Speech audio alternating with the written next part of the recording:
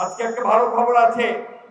কয়েকদিন আগে আপনারা দেখেছেন যে আমেরিকা আমাদের উপর ট্যারিফ আরোপ করেছিল, তাই না?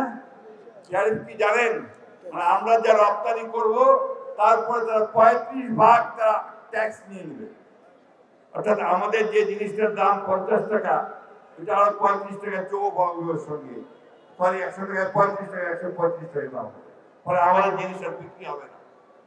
ওটাকে পররাষ্ট্র দপ্তর এবং এই মন্ত্রীরা আর ভাইজাররা তারা আলোচনা করে এটা কমিয়ে 20% পর্যন্ত নিয়ে এসছে। সেই জন্য আমি এই গভর্নমেন্টকে সরকারকে ধন্যবাদ জানাতে চাই। একটা বড় ক্রাইসিস পড়ে।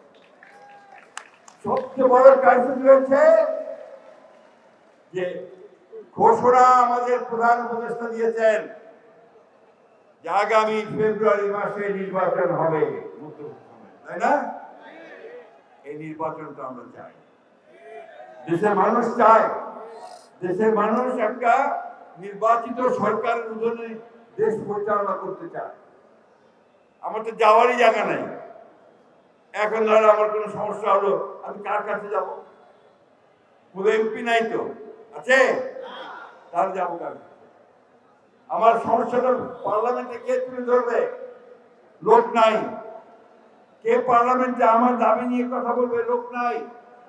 এই জন্যই আমাদেরকে দ্রুত নির্বাচন দরকার, দ্রুত পার্লামেন্ট দরকার, যে পার্লামেন্টে আমরা আমাদের কথাগুলো বলতে পারি। বন্ধুগণ, একটা বিরাট একটা ভয়ঙ্কর একটা ফ্যাসিবাদ হাত থেকে আমরা আপাতত মুক্তি পেয়েছি।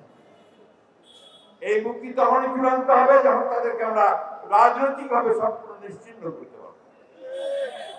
যারা লুটপাট করে, যারা ব্যাংক লুট করে, যারা চাঁদাবাজি করে, যারা মানুষের সম্পত্তি লুট করে নিয়ে যায়, তাদের বিরুদ্ধে আমাদের কোন রকমের আপোষ থাকবে না।